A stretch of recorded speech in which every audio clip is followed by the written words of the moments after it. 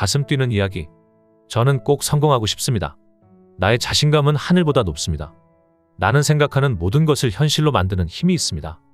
2003년 12월, 창밖에는 눈이 내리고 있었다. 나는 사람들 앞에서 아주 큰 소리로 외치고 있었다.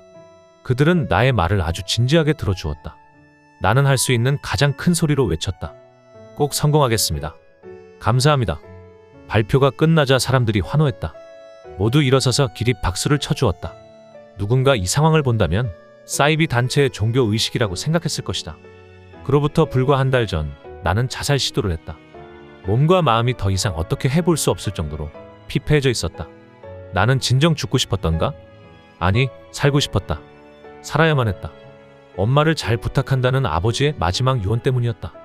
그러나 마음과는 달리 자신감과 자존감은 심연의 바닷속보다 더 깊이 가라앉아 있었다.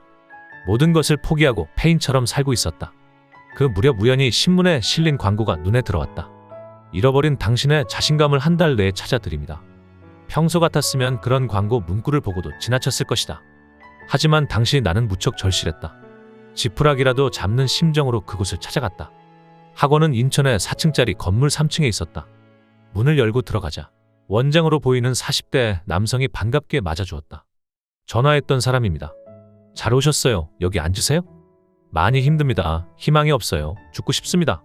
많은 사람이 힘들어하고 있죠. 제가 다시 예전처럼 살 수 있을까요? 물론입니다. 저를 믿고 함께 해봐요. 나는 그 자리에서 바로 등록했다. 수업은 매주 일요일 오전 7시부터 12시까지 5시간 동안 진행되었고 총 3개월 과정이었다. 일요일 새벽 5시에 눈을 뜬다. 허름한 영등포 고시원에서 나와 인천 가는 전철을 탄다. 강의실에 도착한다. 15명 정도의 사람들이 강의실에 앉아있다. 잠시 뒤 원장이 들어오고 바로 수업을 시작한다. 프로그램은 매우 단순하다. 한 사람씩 앞으로 나가서 사명 선언서를 큰 소리로 외친다. 그 다음 학원에서 제공한 책을 2장씩 읽는다. 내용은 자존감과 자신감 회복에 도움이 될 만한 명언들이다. 그런데 앉아서 듣는 사람들의 반응이 놀랍다. 그들은 발표자가 말하는 것을 듣기만 하는 것이 아니다. 발표자가 한 문장을 읽을 때마다 이렇게 외친다. 당신은 멋집니다. 당신은 할 수 있습니다. 당신을 믿습니다.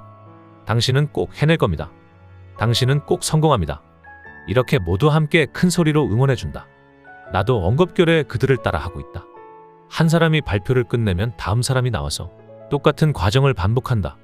뒷자리에 앉아 그 모습을 지켜보면서 나는 적지 않은 충격에 빠졌다.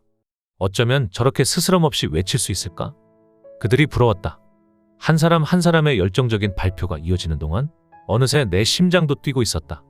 그렇게 2시간이 지나고 20분의 휴식이 주어졌다. 긴장한 탓인지 갈증이 심했다. 나는 휴게실에서 종이컵에 물을 따라 연거푸 마셨다. 오늘 처음 오셨죠? 누군가 뒤에서 말을 걸어왔다. 돌아보니 50대 중반의 남성이 서 있었다. 네, 오늘 처음 왔습니다. 어리둥절하셨죠? 저도 처음 왔을 때 그랬습니다. 아, 네. 저는 자살을 시도하고 인생의 막바지에서 이곳을 만났어요. 정말요? 얼마나 되셨는데요? 전 2개월째예요. 그런데 기적이 일어났어요.